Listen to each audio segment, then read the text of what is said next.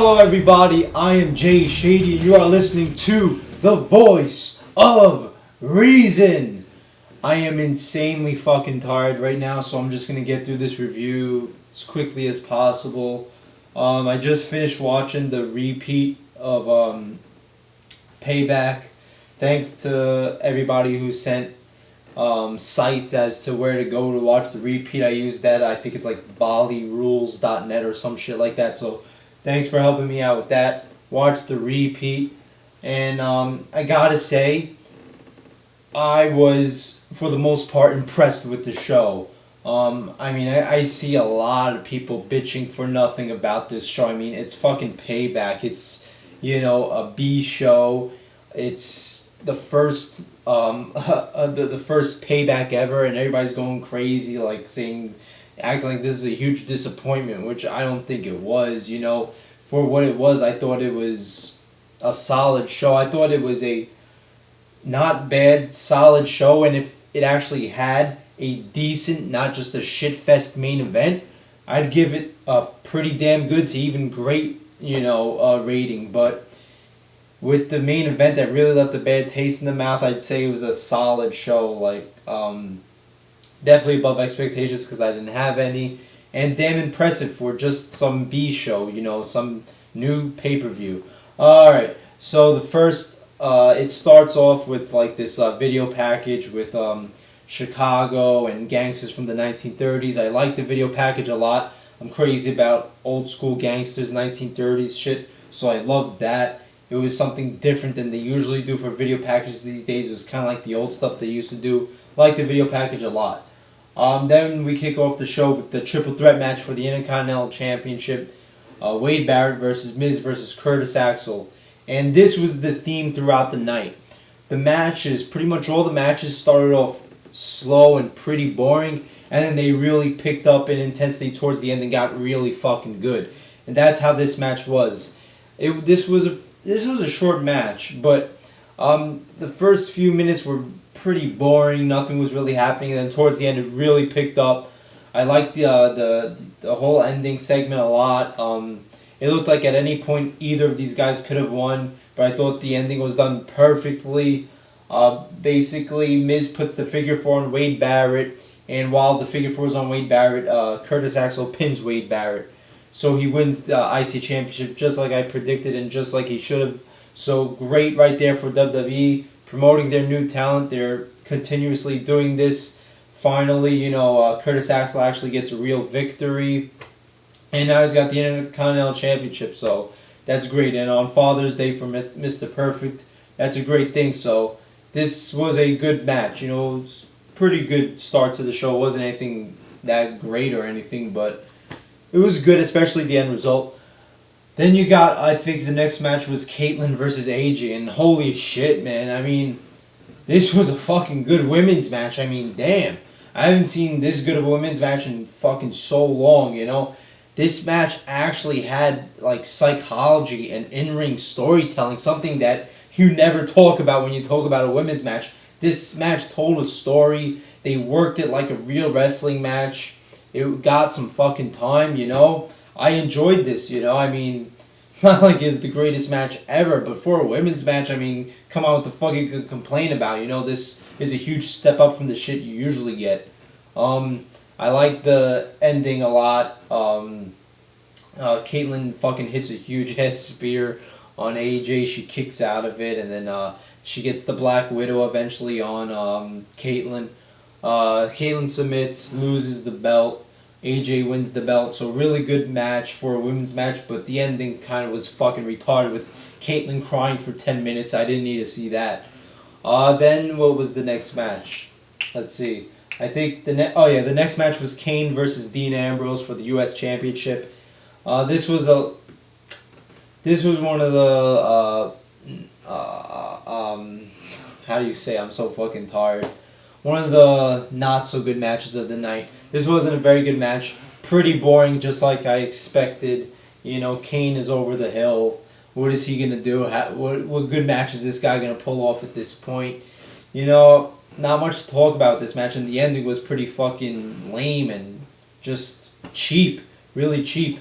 Dean Ambrose hits the fucking his finishing move shit. I don't even know if his finishing move might have just been a fucking DDT on the outside of the ring. Gets in the ring and Kane loses by countout. So Dean Ambrose retains by count. I mean, come on. I mean, they've been booking Dean Ambrose to be better than just the guy who just wins in countouts. Why are they giving him the Curtis Axel finishing move, the countout? Doesn't make sense to me. So this really was one of the lesser matches of the night.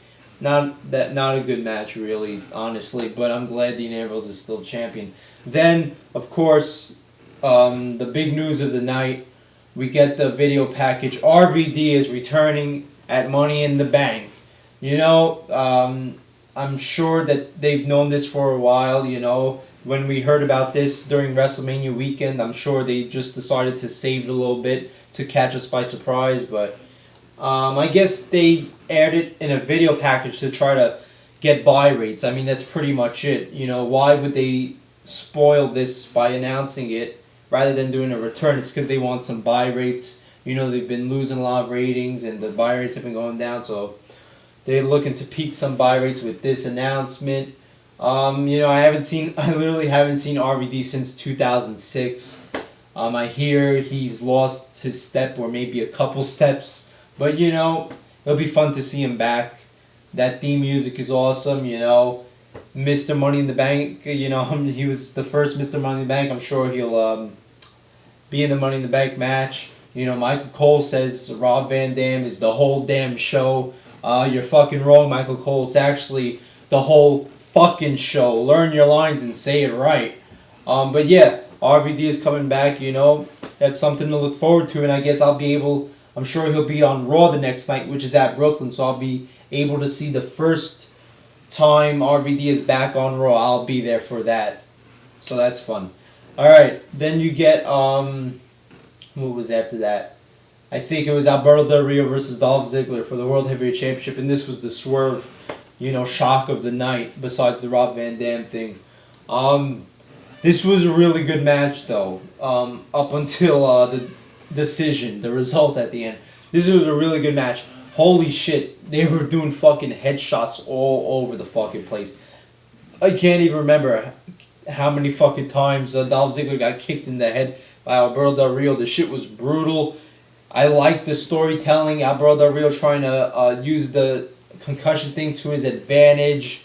And this was a very interesting match. To me, it looked like a double turn right there. Not as epic as the Austin Bret Hart double turn, but a double turn nonetheless in the match, which I like a lot. You don't get stuff like that these days because basically Dolph Ziggler was just taking everything Alberto Del Rio gave him, kept kicking out and kept standing. The crowd was behind him, He looked like the face, and Alberto Del Rio had a cocky smile to him, and he kept taking advantage of Dolph Ziggler, not sexually, but you know what I'm saying, using the concussion thing to his advantage. Even the announcers the commentators were berating the way Del Rio was acting and praising Dolph Ziggler. So it looks like we got a double turn. That'd be a good idea because Dolph Ziggler is, very over with the crowd. Alberto Del Rio doesn't come off as a face, so hopefully this just wasn't because, they're in Bizarro World, Chicago or whatever, It looked like they actually worked a double turn, and I liked the storytelling in the match with Alberto Del Rio fucking headshot after headshot after headshot, and Dolph Ziggler fucking showed that he could go. He just would not give up. It reminded me, of when Shawn Michaels was a face and he'd face like a 7-foot guy, and he'd just keep on getting up after everything. The way he was booking himself to be like this underdog that overcame everything. But in the end, Dolph Ziggler loses the championship, his first title defense, and he loses it. That's sad. But, we'll see where they go with this, with the double turn, if they go through with it. But Dolph Ziggler losing the title is so fucking retarded, The guy is so over with the crowd, and this is how they thank the crowd by making the guy lose after one fucking title defense. He can't even wrestle for like the past, past 5 weeks. And his first pay-per-view match back, he fucking loses to a guy that everybody in the whole fucking arena was booing. They couldn't stand Alberto Del Rio. And then after the match, Alberto Del Rio cuts a promo. Seemed like he was a heel. He was boasting about himself, being arrogant, being cocky. So, the match itself was really good. The double turn was really good. The result was just fucking retarded. But that doesn't make this a horrible show. I'm sure everybody's going to overreact, and just because Dolph Ziggler lost the belt, they're going to say this was a horrible show. No. Then, after this, I believe was, after this was Chris Jericho versus CM Punk. Match of the night. What should have been the main event. To me, this was the main event. But, given the circumstances that this was CM Punk's return match, it was in his hometown, Chicago. Everybody knew the crowd was going to be crazy for this. This should have been the main event. Especially when you compare the quality between the two. How great this was compared to the shitfest real main event that we got tonight. But yeah, CM Punk comes back, he looks a lot better when he has some hair, no homo, but just saying, bald-headed CM Punk, there's something that, I don't know, I like CM Punk with more hair on his head, like I said, no homo, and don't go, he's a homophobic for that, fuck you, but yeah, this was a fucking really good match. I mean, just a damn fucking awesome match. It was kind of slow in the beginning, but it definitely picked up midway, and it had a long fucking ending segment. Reversals after reversals after reversals. The crowd was fucking crazy for Punk. They were playing up this whole ring rust storyline in the match that, kind of looked like CM Punk was off a beat in the match. I like that. But, CM Punk wins the match, a great fucking ending. He hits go to sleep. Jericho backs up into the turnbuckle, and then CM Punk hits another go to sleep. It reminded me of when Austin hit 2 stunners on Scott Hall at WrestleMania 18. Great ending. The crowd was crazy, and it looked like they were hinting a CM Punk face turn at the end. In the middle of the match, there's a part where Paul Heyman goes up to the apron. And CM Punk is like, Paul, because he's confused because he has the match in his control. And Jericho almost gets a sneak roll-up victory. And then at the end of the match, Paul Heyman comes in the ring. He's on his knees and he tells CM Punk something. CM Punk says something to him. And Paul Heyman's smile turns into a serious face. And then CM Punk is celebrating. Paul Heyman's clapping. And CM Punk just leaves the ring without even acknowledging Paul Heyman. So it looks like they're building the steps towards a CM Punk face turn with Paul Heyman turning on him, hopefully giving us a CM Punk versus Brock match, maybe at SummerSlam, Survivor Series. But besides that, awesome fucking match, great return match of the night, fucking hands down. Next was the match for the tag team titles, Roman Reigns, Seth Rollins versus RK-No, I guess, Daniel Bryan and Randy Orton. This was a fucking boring match until Daniel Bryan got in the hot tag. Just like what I expected, Randy Orton was in the match forever and it was fucking boring forever. Daniel Bryan gets the hot tag in and all of a sudden it's fucking amazing. Daniel Bryan was, hooked up on crack again. Just going fucking crazy on fucking, that crack cocaine shit. He was, the fucking big bulging eyes doing crazy offensive shit. Amped up like times 100. There's like little missteps between Daniel Bryan and Randy Orton. Their signals keep on getting mixed up. Daniel Bryan goes for that fucking where he launches himself outside the ring and he hits Randy Orton instead of the Shield. Then Randy Orton almost runs into Daniel Bryan, moves out of the way, and Roman Reigns spears Daniel Bryan. And this sets up for the ending segment. One of the guys from the Shield throw Randy Orton outside the ring. Seth Rollins just some wicked ass fucking move. Daniel Bryan's bending over like that. No homo again. Not trying to sound not sexually like that, but Seth Rollins takes his knee, drives it down fucking Daniel Bryan back of his head and bam right to the fucking mat. Daniel Bryan's face with Seth Rollins' knee fucking crashing that shit to the mat. That shit looks pretty fucking brutal. So the Shield wins the belts. Retains the belts. It wasn't really a good match until the end. but most of it was boring until Daniel Bryan gets the hot tag in towards the end of the match. Then you get your fucking main event. Oh my god, this was fucking horrible. Horrible main event. Disgusting, seriously. John Cena versus Ryback, 3 Stages of Hell, and they had, to me, what was a really unexpectedly great match. I mean, not like, fantastic 5-star, but great for the fact that I had no expectations for it and I thought it was going to be shit at Extreme Rules, but this match was not, that caliber. This was horrible. This was the match that I always expected them having. The first match was a lumberjack match, just fucking boring as fuck. Cena tries to be impressive and does like this fucking crossbody or Superman fucking dive outside the ring onto all the lumberjacks. I don't know how all the guys fall from this, but they do. That was an okay spot. Then Ryback, this was surprising. Ryback hits the shell shock and actually gets the pin on John Cena. I thought John Cena was going to win that with a pin, and Ryback was going to somehow get John Cena through a table. Like John Cena slips through a table, oops, or some shit like that. I'm surprised John Cena actually got pinned. Then you got the tables portion of the match. You're thinking, oh, maybe it's going to get better, because lumberjack matches are usually shit anyway. But they didn't get better at all. Just boring. Just so slow, this match. I mean, fuck. It was just so clunky, the pacing, just bad.